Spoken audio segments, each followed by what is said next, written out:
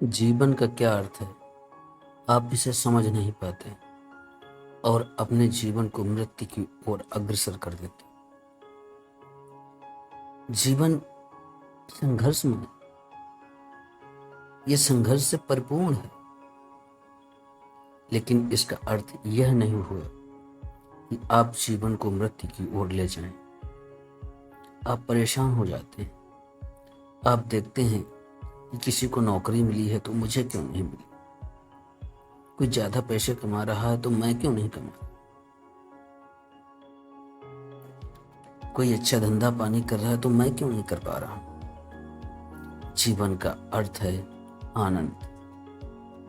जीवन का अभिप्राय और जीवन का सत्य केवल उन लोगों को उपलब्ध हो पाता है जो स्वयं को देखने में समर्थ हो जाते हैं।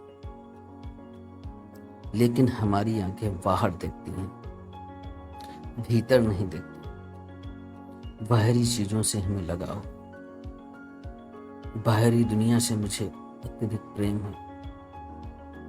अगर हम बाहरी की दुनिया से उचाट हो जाते हैं और अपने भीतर देखना प्रारंभ कर देते हैं तो हमारे कान बाहर सुनते हैं, भीतर नहीं सुनते। हमारे हाथ बाहर स्पर्श करते हैं, भीतर नहीं। हमारी सारी दौड़, हमारे प्रयत्न और प्रयास, हमारे जीवन भर का श्रम कुछ ऐसी संपदा को जुटाने में व्यय और व्यर्थ हो जाता है जो संपदा भी अनंत हमारे अंततः हमारे पास से छिन जाती है। हम अपने भीतर को स्पर्श करें। हमारी दौड़ हमारे अंदर की होनी चाहिए। मन को शांत रखना चाहिए, लेकिन ऐसा नहीं। हम बाहर दौड़ते हैं, बाहर की चीजों में सुख ढूंढने का प्रयास करते हैं, लेकिन बाहर की चीजों में सुख है ही नहीं और हम अपना जीवन व्यर्थ कर देते हैं। लेकिन एक और संपत्ति व संपदा है जो स्वयं को जानने और पहचानने में उपलब्ध होती है। जो उस संपदा को पा लेता है उसे न केवल जीवन का अर्थ और सत्य मिल जाता है, बल्कि वस्तुतः उसे जीवन ही जीवन के भीतर मिल जाता है। क्योंकि उस सत्य को जाने बिना हम जो भी जानते हैं वह सब कुछ मृत्यु में समा जाने और समाप्त हो जाने को है।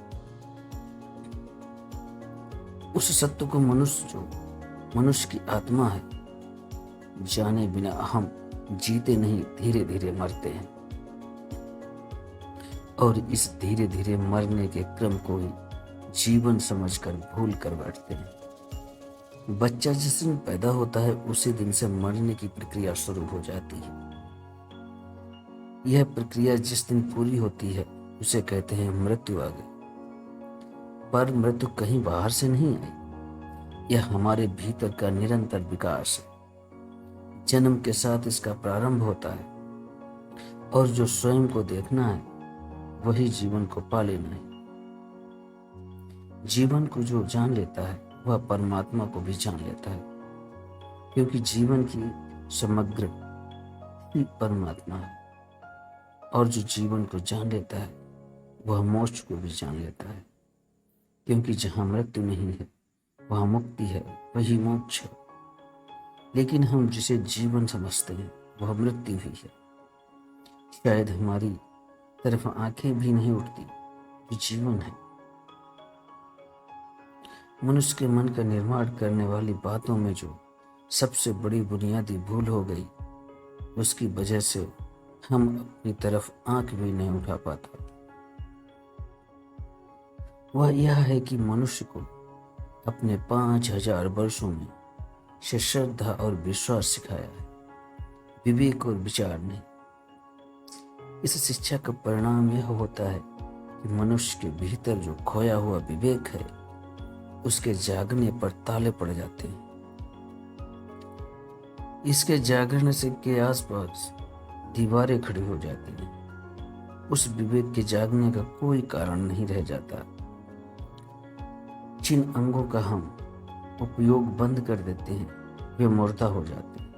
जो आदमी विश्वास कर लेता है उसकी सारी खोज बंद हो जाती है, उसकी सारी खोज पूर्णतया हो जाती है, उसकी सारी जिज्ञासा की मृत्यु हो जाती है। और जो मान लेने को राजी हो जाता है वह कभी नहीं मान पाता या कभी नहीं जान पाता। जो आदमी विश्वास कर लेता है वह विवेक से काम लेना बंद कर देता है। रह जाता है सिर्फ विश्वास, और विश्वास अंधा होता है। अंधविश्वास आत्मज्ञान में नहीं ले जा सकता। आत्मज्ञान के लिए चाहिए आंखों वाला विवेक। मनुष्य के व्यक्तित्व के निर्माण में आत्मज्ञान के विरोध में जो बात खड़ी हो गई वे है उसके विश्वास, उसकी ये स्वीकृति जो उसने बिना खुद जाने अंगीकार कर ली। इसलिए सबसे पहले स्वयं के अस्तित्व को, अपने आत्मत्व को जाने, तभी परमात्मा के साक्षात हो सकता है और आप जीवन को सही मायने में जी पाएंगे और इसे दरअसल उद्देश्य को साकार कर पाएंगे।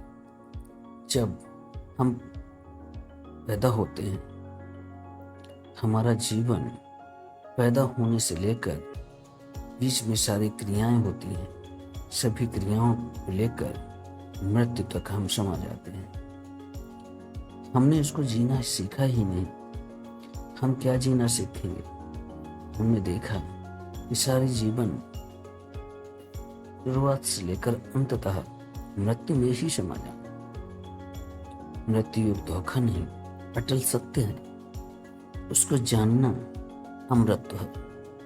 जब आप मृत्यु को जान लेते हैं वही अमृत का पान करने लगते हैं। जब आप अमृत का पान करते हैं तो मृत्यु का डर आपके अंदर से निकल जाता है और आप अमर हो जाते हैं। ये सब कहाँ है? हमारे शरीर के अंदर विद्यमान है। लाखों नाड़ियाँ, लाखों तंत्रिकाएं, हमारे शरीर के अंदर लाखों तारा मंडल की तरह विभिन्न अंग हमारे कार्य कर रहे हैं। हम मृत्यु के लिए नहीं पैदा हुए, हम अमृत के लिए पैदा हुए हैं। लेकिन हम इस बात से अनभिज्ञ हैं। हम इस बात को बिल्कुल नहीं जानते कि हम किस प्रकार से अमृत को प्राप्त कर पाएं। इसके लिए कोई विशेष प्रकार का अलग से उपाय नहीं है। इसको प्राप्त करने के लिए बहुत सरल और सहज उपाय है। जब आप मृत्यु पर विजय पा लेते हैं तो निरंतर अपने भीतर का विकास कर लेते हैं और अपने अंदर की इच्छाओं को मार देने से, अपने अंदर के उस तत्व को मार देने से जो आपको रोकता है, फिर आप अपने आप को अमृत से प्राप्त हो जाते हैं। आप अमृत को पा लेते हैं या आप ईश्वर को पा लेते हैं।